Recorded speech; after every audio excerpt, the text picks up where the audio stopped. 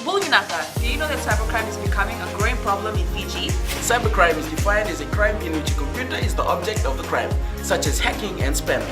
Cybercrime is also cyberbullying and using fake profiles to cause panic and spreading false news. If you're involved in this or know anyone who's committing these crimes, report them immediately. I'm Polly. And I'm Peter. We host the Traffic Jam Show on City FM. From 3 p.m. to 7 p.m. every weekday. Do the right thing. In this bulletin, Fiji will continue vaccination program. New access road for Anitioki village. And WCS signs new agreement with Agriculture Ministry. From the studios of FBC Suva, Atera Lendua. The Ministry of Health is maintaining that the AstraZeneca COVID-19 vaccine is safe, and Fiji will continue with the vaccination program. Permanent Secretary for Health, Dr. James Fong, says all the experts Fiji has liaised with have disputed the decision of some European countries to halt the use of AstraZeneca. Dr. Fong says Austria is the only country which has reported incidents of blood clots among recipients of the drug, while other nations have stopped the use of AstraZeneca as a precautionary measure. He adds there is no biological reason why any of the particles of the vaccine will interfere with a person's blood clotting system. With those clotting problems, they were never found in any of our initial studies when they were field testing the vaccines. Number two, clotting incidents occur 1 in a million. People of Anitioki village in Tailevu no longer have to hire boats to access the road network thanks to a new access road and crossing. This upgraded and newly built 4.2-kilometer road was opened by the Prime Minister Bainimarama yesterday. Bainimarama says this is part of the government's commitment to ensure equal access to infrastructure for all Fijians. He adds this is vital if people are to have a fair chance at success so they can work towards a more fulfilling life. Farmers can easily access the market in Nusuri town quickly enough that the seafood trays stays fresh. You can travel more easily to reach essential services like healthcare and education. If you need to travel for work, that option is open to you. The Fiji Pine Group of companies has received overseas interest in our wood chips. While we currently export to China and Japan, new markets will mean an increase in our production rate at the 2 wood chipping mills in the country. Eleanor Rugby has more. Despite our wood chip price taking a plummet following the COVID-19 crisis, Fiji Pine Group of companies is optimistic its export to China this year will keep the industry afloat. There's always competitors. We have New Zealand, Chile, with South America, and some other parts of the world. We all supply to the biggest importer, which is China. So for Fiji to have this opportunity, Fiji Pine Group thought to concentrate and utilize this opportunity while there are restrictions in place. With the pine industry being the only sector currently operational and exporting on a large volume, there is now interest for our wood chips from Southeast Asia. Malaysia, Indonesia that are interested in the chips, but that gets to be worked out. We discuss further the potentials, and I think it will depend on the volume that they want. Fiji currently has 2 wood chipping facilities which are owned and operated by Tropic Wood Industries. They churn out wood chips at a rate of 150 to 180 tons per hour from certified logs. Tropic Wood Products Limited, we sell our chips direct to China, compared to Grasa, where they sell chips to Japan. Fiji will be exporting close to 360,000 tons of wood chips to China this year. Eleanor Turangiview, FBC News. A good number of farmers and vendors will benefit from 2 new roadside stores funded by the Indian government via the Ministry of Commerce. The project, worth over $39,000, will stabilize the financial footing of farmers and roadside vendors. Commerce Minister Fayaz Koya says India and Fiji have shared long-standing bilateral relations which have contributed to nation building. The agreement to partner and sponsor the construction of two standardized roadside stores comes at a time when we are supporting the Fijian communities and connected to agriculture and basically to build back better.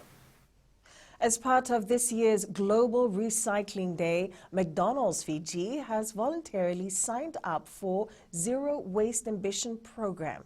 McDonald's Fiji Managing Director Mark McElrath says the idea is to reduce the waste footprint within Fiji. He says they've already introduced paper straws and bamboo cutlery in Fiji, which are part of their local ongoing commitment. Using recycled packaging where we can, and promoting recycling throughout the country. This year, the Wildlife Conservation Society will be focusing on a few areas which include sustainable land use, conservation and agriculture training. This follows the signing of an agreement between the WCS and the Ministry of Agriculture. Permanent Secretary for Agriculture Ritesh Das says the agreement will allow them to open doors on development programs for conservation, protection and sustainable management of land-based resources. Das says the Conservation Society will keep the ministry informed on the progress of the assistance, activities and plans under the MOU on an annual basis. WCS will promote and implement holistic reach-to-reef management, often referred to as ecosystem-based management or integrated coastal management, with local communities at village, district, provincial and national levels. Up ahead, new record set for Bar Zone. And Nandi football works on defence.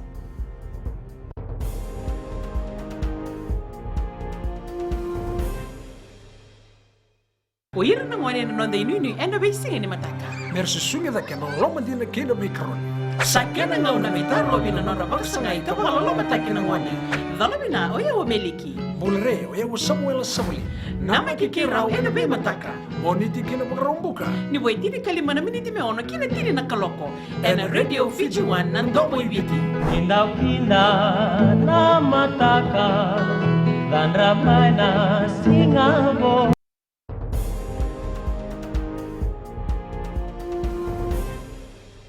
Schools at the Bar Zone competition will aim to cause a few upsets during the Coca-Cola Games, as a number of athletes have done incredibly well from yesterday.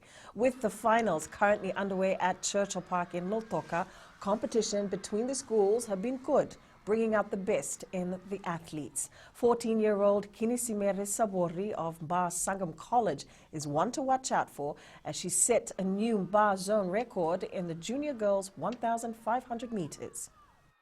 My preparation was not that much. When I ran, I didn't decide to come first. I was deciding to come second or third, and I'm now in first.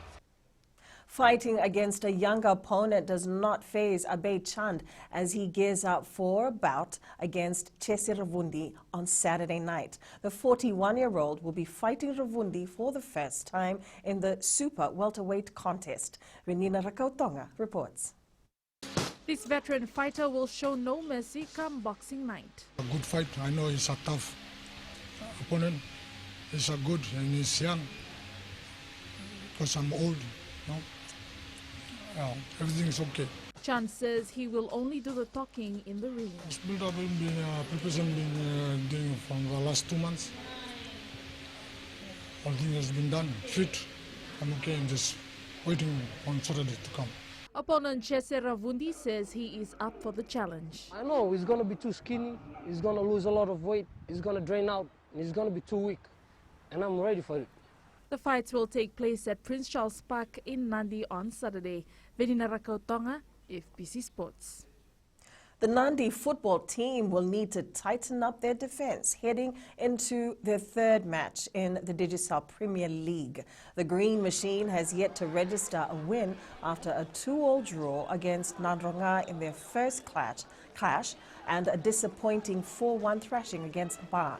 Nandi coach Shalen Lal says they're still lacking on the defensive side of the game.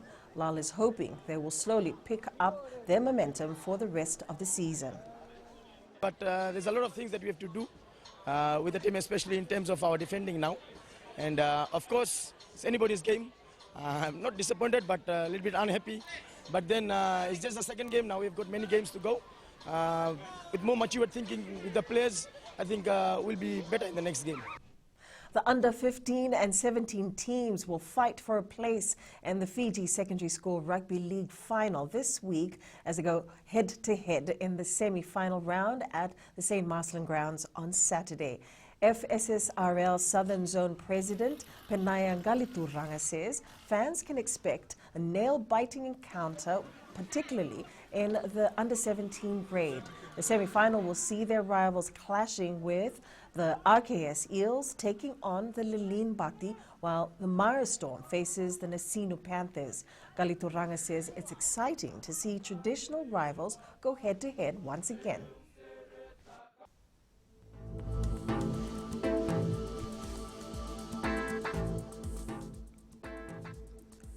It will be a fine afternoon across Fiji with a chance of a few scattered showers over the eastern areas and interior of Vitilevu and Wonolevu.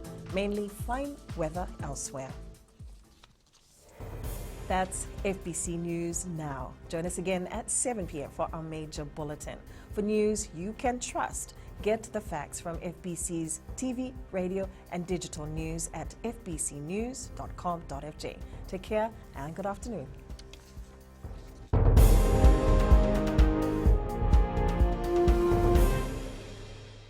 हमारे खूबसूरत देश Fiji में child abuse की घटनाएं आए दिन बढ़ रही है। क्यों बच्चों का मासूम बचपन अब्यूज का शिकार हो जाता है? अपने बच्चों की सुरक्षा का खास ख्याल रखें। उनसे बातचीत करें, उनके दोस्तों के बारे में जानें। आज के बच्चे देश का भविष्य है। मैं दीप्ति और मैं मोनिश, आपके हमसफर।